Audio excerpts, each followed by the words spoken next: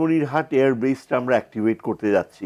এটা second world ওয়ারের air base এবং এটা করার ব্যাপারে বিমান বাহিনী একেবারে ফাইনাল ডিসিশন নিয়েছে যে এটা এশিয়ার সেকেন্ড লার্জেস্ট এয়ার বেস। এটা কিন্তু চট্টিঘাটি কথা না, second largest air base in Asia Lalmonirhat. সেখানে অ্যাভিয়েশন একাডেমি থাকবে, ট্রেনিং স্কুল থাকবে, সিভিলিয়ান বিমান টেক অফ করবে, এয়ারফোর্সের বিমান টেক অফ করবে এবং ট্রেনিং ফ্যাসিলিটি থাকবে। এখন এটা যেহেতু 12 কিলোমিটার মাত্র বর্ডার থেকে, ভারত আপত্তি করেছে।